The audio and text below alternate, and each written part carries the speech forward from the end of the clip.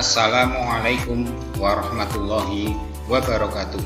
Kali ini saya akan menyampaikan koneksi antar materi modul 2.1 pembelajaran berdiferensiasi. Perkenalkan, nama saya Ari Mustafa dari SMK Negeri 1 Tulung, Kabupaten Klaten.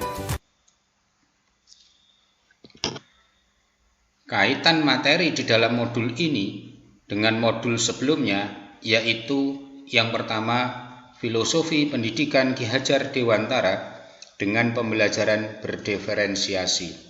Pendidikan dan pengajaran tidak dapat dipisahkan. Pengajaran adalah bagian dari pendidikan, sedangkan pengajaran merupakan proses pendidikan dalam memberi ilmu atau berfaedah untuk kecakapan hidup anak secara lahir dan batin. Sedangkan pendidikan bertujuan untuk menuntun segala kodrat yang ada pada anak-anak agar mereka dapat mencapai keselamatan dan kebahagiaan yang setinggi-tingginya. Setiap murid mempunyai keunikan yang berbeda, yaitu kemampuannya, karakternya, dan lingkungannya. Sehingga pembelajaran berdiferensiasi mewujudkan merdeka belajar untuk memenuhi kebutuhan murid.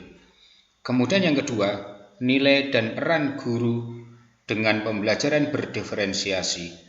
Tujuan pembelajaran berdiferensiasi untuk membantu setiap murid yang mempunyai karakteristik tersendiri agar tumbuh dan berkembang semaksimal mungkin sesuai dengan kemampuannya. Sehingga peran guru harus mengetahui perkembangan setiap individu murid dan perkembangannya di dalam kelas secara keseluruhan. Peran guru dalam menyusun tujuan pembelajaran, kegiatan pembelajaran, dan penilaian pembelajaran. Sehingga pembelajaran berdiferensiasi mewujudkan rancangan pembelajaran yang memperhatikan kesiapan belajar, minat, dan profil belajar murid. Kemudian yang ketiga, visi guru penggerak dengan pembelajaran berdiferensiasi. Visi guru penggerak terlahir dari pemahaman filosofi pendidikan Ki Hajar Dewantara dan penerapan nilai dan peran guru penggerak, sehingga nilai dari guru penggerak harus melekat dalam diri seorang guru penggerak agar mampu menjalankan perannya dengan baik demi mewujudkan visi. Tujuan visi guru penggerak untuk melakukan perubahan dalam pembelajaran yang berpihak kepada murid. Prakarsa perubahan mendorong perubahan positif pembelajaran, sehingga pembelajaran berdiferensiasi mewujudkan perubahan positif yang dilakukan melalui pembelajaran sesuai kebutuhan belajar murid. Kemudian yang keempat, budaya positif dengan pembelajaran berdiferensiasi.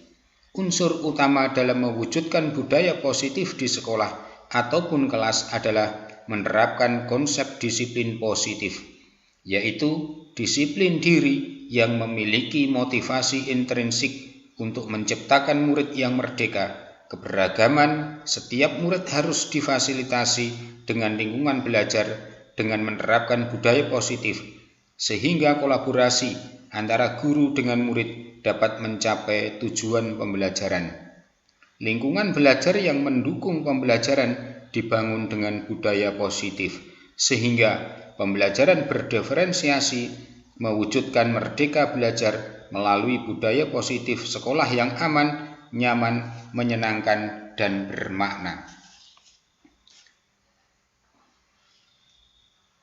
Kemudian di dalam pembelajaran berdiferensiasi ini ada 3 aspek kebutuhan belajar murid, yaitu yang pertama, kesiapan belajar.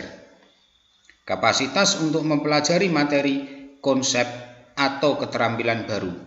Perlu diingat bahwa kesiapan belajar murid bukanlah tentang tingkat intelektualitas. Hal ini lebih kepada informasi tentang apakah pengetahuan atau keterampilan yang dimiliki murid saat ini sesuai dengan pengetahuan atau keterampilan baru yang akan diajarkan. Adapun tujuan memperhatikan kebutuhan belajar murid berdasarkan tingkat kesiapan belajar ini adalah untuk memastikan bahwa semua siswa diberikan pengalaman belajar yang menantang secara tepat. Kemudian yang kedua, minat murid. Keadaan mental yang menghasilkan respon terarah kepada suatu situasi atau objek tertentu yang menyenangkan dan memberikan kepuasan diri. Beberapa cara yang dapat dilakukan oleh guru untuk menarik minat murid diantaranya adalah menciptakan situasi pembelajaran yang menarik perhatian murid, menciptakan konteks pembelajaran yang dikaitkan dengan minat individu murid, mengkomunikasikan nilai manfaat dari apa yang dipelajari murid, menciptakan kesempatan-kesempatan belajar di mana murid dapat memecahkan persoalan. Kemudian yang ketiga, profil belajar. Memberikan kesempatan kepada murid untuk belajar secara alami dan efisien. Gaya belajar adalah bagaimana murid memilih, memperoleh, memproses, dan mengingat informasi baru. Secara umum, gaya belajar ada 3, yaitu visual. Belajar dengan melihat, misalnya melalui materi yang berupa gambar, diagram, PowerPoint, catatan, peta konsep, grafik organizer. Kemudian yang kedua, auditori. Belajar dengan mendengar, misalnya mendengarkan penjelasan guru, membaca dengan keras, mendengarkan pendapat saat berdiskusi, mendengarkan musik. Kemudian yang ketiga, kinestetik. Belajar sambil melakukan, misalnya sambil bergerak, melakukan kegiatan hand-on. Kemudian dalam pembelajaran berdiferensiasi, ada 3 strategi pembelajaran. Yang pertama, diferensiasi konten.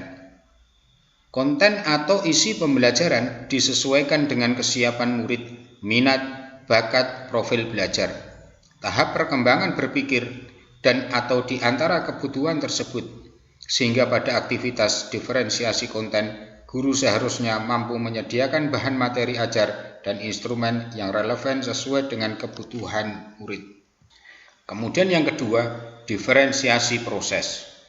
Proses pembelajaran, guru menerapkan tindakan pembelajaran yang mengacu pada tujuan atau harapan yang diinginkan, yakni murid dapat memahami dan memaknai materi yang dipelajari.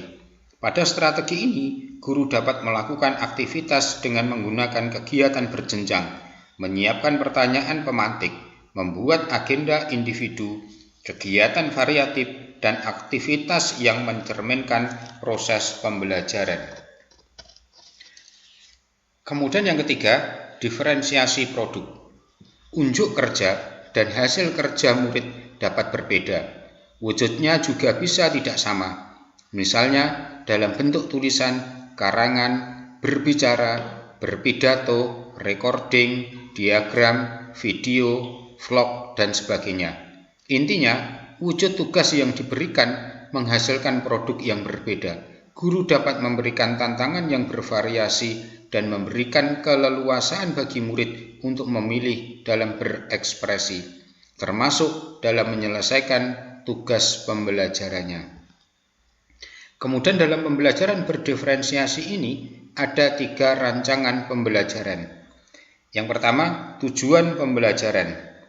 Dalam tahap merumuskan tujuan pembelajaran ini, pendidik belum mengurutkan tujuan-tujuan tersebut, cukup merancang tujuan-tujuan belajar yang lebih operasional dan konkret.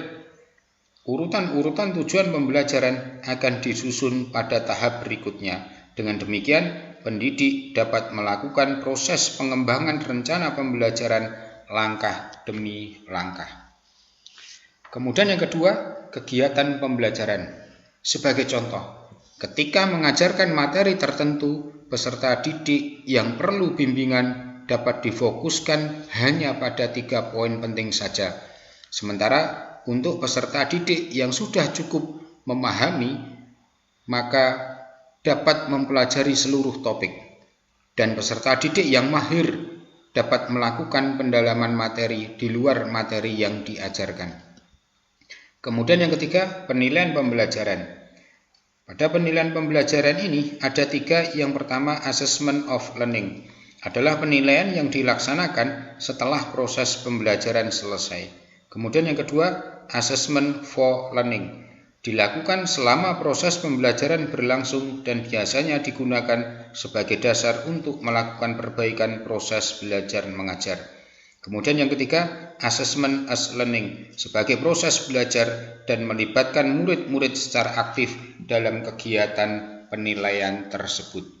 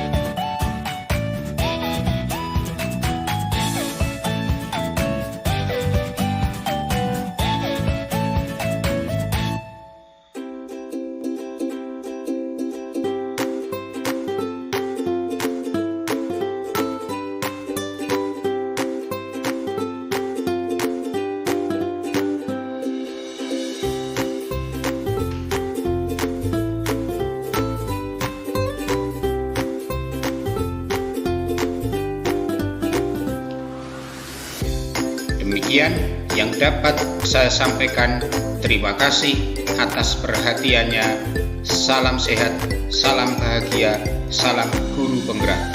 Wassalamualaikum warahmatullahi wabarakatuh.